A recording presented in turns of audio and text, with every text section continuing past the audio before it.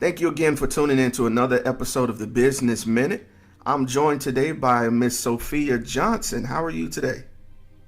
I'm doing good. How about you? No complaints, no complaints. So, Miss Sophia, I wanted to ask, what is the name of the businesses that you are currently owner of? I'm the founder of Love You First and the owner of Infinity Creative Creations. And Love You First is a nonprofit, and Infinity Creative Creations is my personal business where I do personalization, t-shirts, wine glasses, anything like that. Okay, great. So, which leads me to my next question. How long have you guys been active? Since 2016, Love You First, that's when I started the nonprofit, and the Infinity Creative Creations have been just a year longer. So 2015 is when we started Infinity Creative Creations. Okay. And I wanted to ask, because usually there's inspiration involved. What inspired you to start each company? Well, when it comes to Love You First, the organization started because I could see so many women and teens struggling with self-esteem, self-care, self-love. And I didn't actually come up with the name myself. I was in prayer and Holy Spirit gave me the name Love You First. All right. And even earlier this year, God spoke to me and said, this organization isn't just for those who you've been helping, but it was for you too. And I was like, wow, that's amazing. And it gave me a bigger insight into my life, which helps me to reach and teach other people about the importance of loving yourself for the good, the bad, and the ugly from the inside out. Okay, all right. Which also ties into Infinity Creative Creations because I also write poetry and I write books. And then even with the personalization, when people get shirts done, it makes them feel good depending on what they get on it. Like if they say I'm a boss chick or I love who I am, different things like that. Or they'll say the queen was born in June. So those types of things help people feel good about themselves. So they sort of kind of go hand in hand. Okay, all right. I love it. Now, of course, with anything owning, you've had to earn it, so that brings me to the next question. While starting these organizations, what obstacles did you encounter along the way? Hello? Yes, ma'am. Hello? Can you hear me? Oh, yeah. Because we lost connection. Uh-oh. But I think you were asking me what obstacles Yes, did I ma'am. encounter? Yeah, what I'll do is, Okay, I'm going to pause you right there. What I'm going to do, for the sake of editing, I'm going to ask the question again, and then I'm going to have you just answer it, okay? That's the benefit of recording early. All right. yes. So, given that you, what obstacles did you encounter while starting both businesses? Well, one of the obstacles that I faced in the beginning was looking at others and where they were and basing it off of where I was. And I had to learn that my journey was my journey and there was no one that could do what I do, and I had to stay focused on my path only, and looking at others was causing me to feel like I should be somewhere that I really wasn't supposed to be yet. So that was one of the things, that was the biggest thing. And so now I know, just stay on my path, don't look to the left, don't look to the right, just keep focused on what I'm supposed to be doing. All right, I love it. Yeah, because you definitely can't compare your beginnings to someone else's middle or end, because it won't seem fair. Yes. So you're absolutely right. Absolutely Exactly. right. So I want to ask, with running two different organizations, how do you manage to balance work and personal life? Ooh, so here's the thing. When I was working my 9 to 5, I spent my nights, like once everybody went to bed and I had like a little peace and quiet around the house, I would spend that time working on my nonprofit, working on my books, and just, getting any orders that people had placed out. So I was working on that, and then I sacrificed my sleep to make everything around me work. And now that I'm at home, I actually just spend a little more time to accomplish more. So like I just had an event July 24th. And I had left my job June 22nd, to actually get everything that I needed to get for that event, make sure that everything went perfectly. You know, it wasn't perfect, but to go smoothly so that I could make sure that the people who were attending were comfortable and felt comfortable in the atmosphere.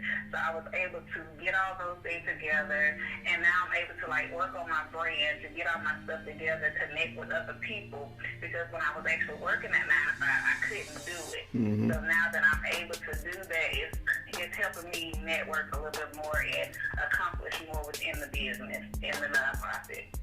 Okay, all right. Well, that is quite a blessing. And I want to ask, Yes.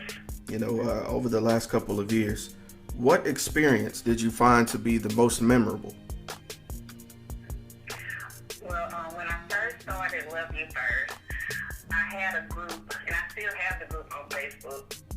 And I would post stuff and, you know, like encouraging things, trying to, you know, encourage the women to love yourself. It is not about, like, putting everybody else to the side. It's more so just realizing that if you're not happy, then the atmosphere around you isn't going to be happy. Mm-hmm. Well, one of the ladies ended up commenting one day, and she said, "You don't know how much you've inspired me, because I'm going through something in my marriage, and some of the things that you have said has helped me through this situation." And I was like, wow, because I was starting to think that nobody was getting anything from the post. I didn't think anybody was getting anything from the affirmations or getting any encouragement. And when she said that, it just let me know that I was walking down the path that I was supposed to be walking on. And so that was one of the most memorable experiences for me, to know that it was actually helping somebody. All right, all right. And on the flip side of that, you know, coming along the path of success here, I want to ask, at any point did you feel like you wouldn't be successful? And if you did, who or what changed your mind? So we planned an event, and nobody showed up. The only people that were there were the speakers. And I was very disappointed. I said, well, Lord, I'm having, you know, I had this event, you know, what did I do wrong? Like, I marketed, I did all these different things, and then I heard Holy Spirit say, but did you even pray about this event? Or did you just decide you wanted to do it? And I was like, I did. And so once I got back in alignment with what God wanted me to do with the organization, everything started to flow. And I've had highs and lows also with Infinity Creative Creations. There's sometimes where I'll just have nonstop people like order and stuff, and then it'll just get to a point where people are barely, you know, getting anything. And I'm like, Lord, but I know that if I got my good customer service and that quality, then I'm going to always be successful. All right. I love that. I absolutely love that. Now, thinking future, Miss Sophia, I want to ask, where would you like to see your business in 1 year, 3 years, and in 10 years? Well, because I've been doing like motivational speaking through Love You First, I see myself traveling outside of Alabama within the next year, encouraging women from all walks of life. And I feel like in the next 3 years, traveling worldwide, speaking to men and women, not just catering to the women, but there are men who also need encouragement. And then in 10 years, I feel that expanding Infinity Creative Creations to leave a legacy behind for my girls, so that they can have something where they can just take it and they leave a legacy for their children. So that's where I see it all going. All right. There's nothing wrong with leaving a legacy and investing in the future. I love that. Yeah. And Miss Sophia, this brings me to my last question, and this goes out to everyone that's listening out there. What words of encouragement do you have for someone else who's just starting?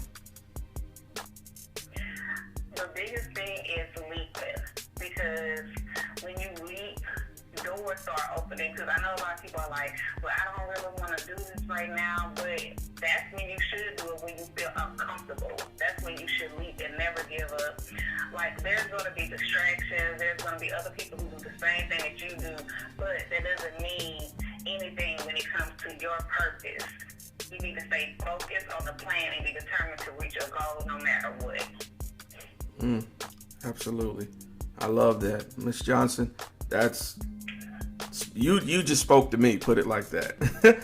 So I wanted to ask now, if anyone wanted to see any of your work or wanted to reach out to you personally, is there any way that could reach you, social media or any way? Okay, you can find me on Facebook at Sophia Johnson. I also have Love You First. All you have to do is just type that in, Love You First, and it'll pull up our nonprofit organization. And if you want to ever look at books or purchase shirts or anything like that, you can go to Infinity, which is spelled ENFENATI, Creative Creations on Facebook as well. And you can go to my website, which is www.authorinfinity.com, or you can give me a call or text message at 334-641-0102. All right. Well, I love it, Miss Johnson. Again, thank you again for the opportunity. I really appreciate it. Thank you.